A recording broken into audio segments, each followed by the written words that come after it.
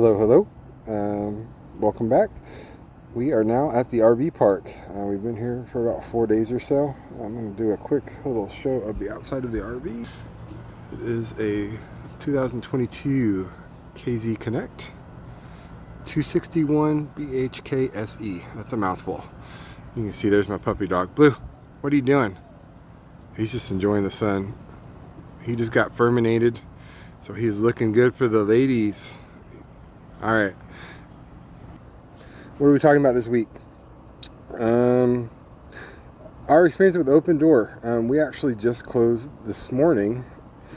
Everything is completely done. Documents were signed. The money I just need to check. It should already be in the bank account, what we had left after everything was said and done. The closing process took about 2 or 3 hours. It was actually done all online. We didn't even have to go into an office to sign anything. We actually were set up with an online conference, video conference with an online notary. We had to, take pictures of our IDs and stuff. We had to swear, we were who we say are, all this and stuff. They recorded everything, and then we created signatures and we did all the paperwork. So that took, I want to say about an hour or two tops for that, plus, originally having to go through the documents from the title company. So pretty quick. Why did we choose Opendoor? Mainly because it gave us complete control over the whole process. The downside of Opendoor is, of course, you are probably going to pay, or you're probably going to get a couple percentage less in market value, and you may potentially pay more in fees, but you also get the peace of mind of knowing exactly when you're going to close and what you're going to get, because especially right now, I would consider this a nobody's market.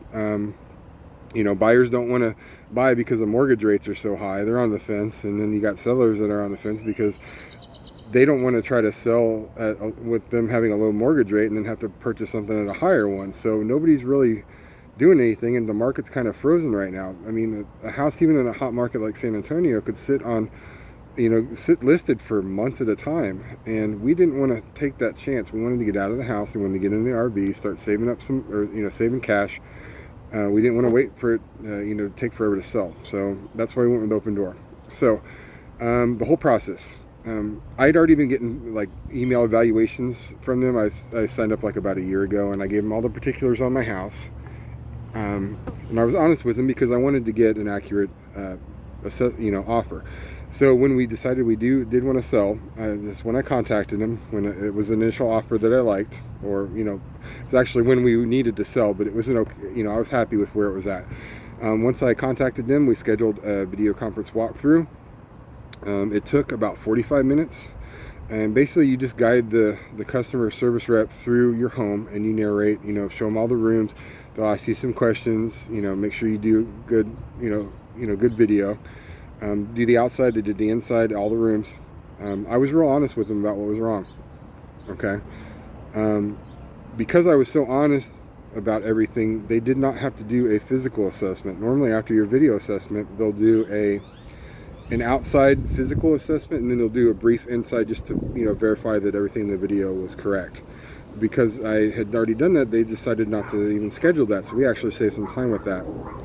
So we, that just was one less thing we had to worry about. No matter what, we were still going to be able to close on time. So after we did that, and we got the contract and purchase order back from them, we agreed to the amounts, and then that was pretty much it for Opendoor. We transferred over to the title company at that point, and they took over from Opendoor. The only thing left we had to do with Opendoor, any communication at all really, was when we uploaded the checkout pics after we cleaned everything out, cleaned the house up, and sent them pics showing that we were out and everything was in the same condition as when they took the initial video assessment. So the whole process took 3 weeks for us. The title company that that they set us up with was OS National. They were freaking awesome. Everything went really smoothly. We had two problems. We had we had a survey that was too old, so we had to get a new survey. They contacted somebody, got them out to do the survey. It actually ended up coming out less for cost than they initially said it was going to, and they didn't charge us out of pocket. They just added it to the closing cost. And it took almost a week for the survey company to get the survey back to them, and they were like constantly calling them to get it, and they were updating us daily on what they had done. So we were in constant communication. Second thing was the HOA. Freaking HOAs, or freaking HOAs, I hate them. Um, I think nobody does like them, but there was a lien from the owners that we had purchased from, and that had gotten taken care of whenever we bought the house. But for some reason, it never got uploaded to the county, so the county was still showing it was an active lien. So they had to get that fixed. It took them a day and a half, and it was completely taken out. So that was fixed.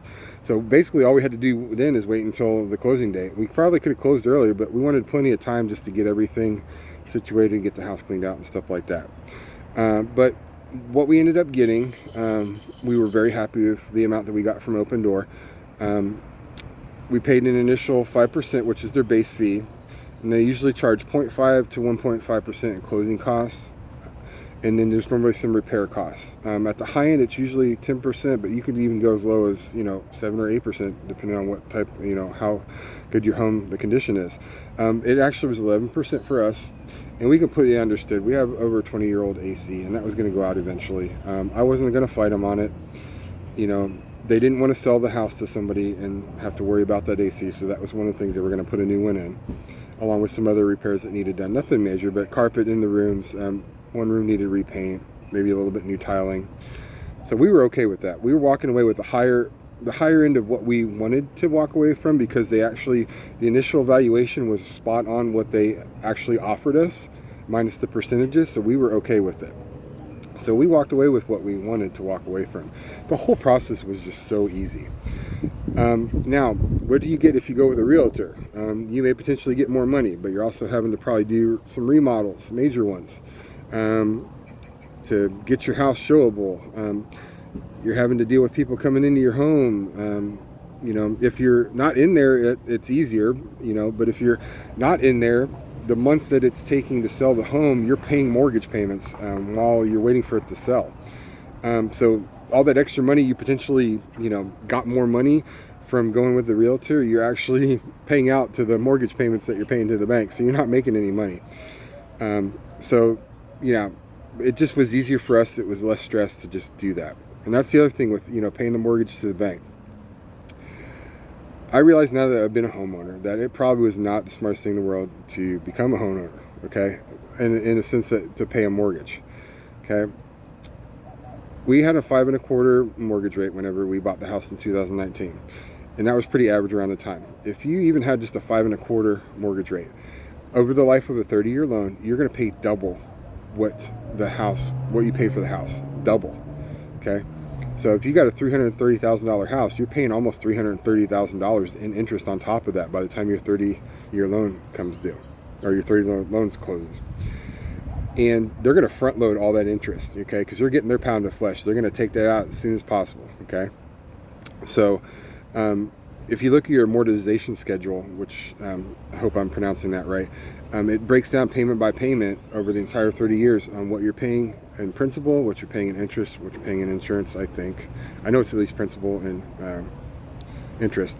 And you'll see that, on a $1,700 a month mortgage payment, you might pay maybe $200 or $300 in principal each month. The rest of that is going to insurance, a little bit to your insurance, or depending on where you're at, and then the rest is going to interest. The bank is screwing you, okay?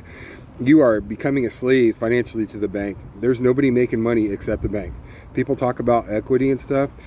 It's a false promise that you're going to build equity, guys and gals. It's over the life of the loan. You need to hope that the value of your home doubles by the time that your mortgage is over, just for you to get your money back that you paid in interest, okay? At least with stocks and stuff, you have a chance to, whatever money you put in, that's going to increase over time, as the stock value goes up. Your home value is not going up. You're just getting the money back that you paid. It's like a savings account, and it's one that you roll the dice on, because your house may not even go for double what it was worth 30 years from now. Who knows? It depends on inflation, and plus that money's not worth as much as you're paying out now for it. So maybe rethink about being that financial slave to the banks, because they're the ones that are making the money, not you. Plus, you're having to pay for any improvements that are needed, any fixes, if anything happens to the home, God forbid a fire, tornado. Yes, insurance covers that stuff, but they're going to try to mess you up as much as possible and pay as little as possible. And you just don't want to deal with that. Or at least I don't want to anymore. the smart thing to do, I think, is if what you should do is maybe buy a trailer off Facebook, Craigslist, and then move into it. Like, get something whatever size you need for you, your family, dogs, cats, whatever, that you're going to be comfortable in. Try to make it a little smaller side though.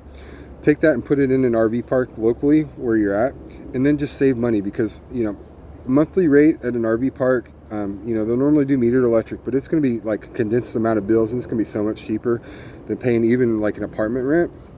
And just do that. Save up a couple of years, pay cash for some land, maybe in the area you're in, or some place that you wanted to move to, maybe it's got good job prospects. Buy you a couple acres of land. Hopefully you had enough left over to maybe put a septic in a well. If not, maybe save another year or two and get enough for that. Put your trailer on there then, okay? Then save up another couple years, because now you're making even more money, or you're keeping any more money to save because you're not paying that monthly rate to, park your RV. And then once you get that money, get some construction materials, get a pad port, build you a house. It doesn't have to be huge. You're so used now to living in an RV that you don't need a big house. That's what we're going to do. Like, eventually in a couple of years, we're going to potentially find a place that we like while we're traveling and buy some land there and just slowly but surely kind of build it up, because we don't think we're going to want to travel forever. We might not even want to do this after a year. I mean, we're going in with eyes wide open, guys. There's no ruby glasses on this, ruby tinted glasses. In a year from now, we may hate this and decide to, stop someplace and just try to live a more normal life. Or eBay may not work out on the road. You guys are going to get to see how that works. I'm going to show you, the good and bad, warts and all. But, we could be doing it 3 or 4 years, but we do want to have a place that's going to be our home, that eventually, when we do decide to settle down, we're going to build a little tiny house on it, get some goats and stuff, because that's something the wife wants. And then we're going to do that. Just be free, guys. That's one of the things I think I've learned from this whole process. Now that it's over and done with, there's so much less stress. Like this week, it's just started, but there's just such a weight off my shoulders and off my wife's too. We've talked about it. Just, small sizing and getting rid of so much, and just getting out from under stuff financially, and just having this whole new outlook on everything is really freaking cool. And it's just so freeing in a way. It's such a positive way. I've got more time to do stuff now. Next week, I'm going to try to get back into like full time getting the eBay stuff done. This week, I'm going to decompress. I need to. But even then, when I start going full bore, I'm going to have so much more time to, spend with my kids and, my wife and the dog, and just do stuff I want to do. Live more, love more, have less stuff, but do more stuff, do more stuff instead of having less stuff. It's going to be fun. And you guys are going to be along for the journey, and I hope you like the content. Please like and subscribe. And these freaking flies keep coming around. I always forget to do that, but please like and subscribe if that's something that you're interested in, and follow along with this. It's not going to be exciting all the time, guys, and I'm starting to ramble, but I'll go ahead and close out by just saying, just do what makes you happy, okay? Dare, those who dare win. I told you that in another video. You got to try, or you're going to lose anyways. If you feel your life, you're unhappy, or you want to try something, you've got to do it, okay? Even if you're going to fail at it, because if you don't do it, you're going to stay unhappy, okay? So dare and win, all right? But I'll talk to you guys, I guess, next week. Hopefully next week I'll have the system set up for the RV to where I can kind of show you my processes and where everything's organized. Right now it's still kind of a mess. But if it's not next week, it'll be the week after that. We'll talk about that. But for now, signing out. You guys have a great day. All right, bye.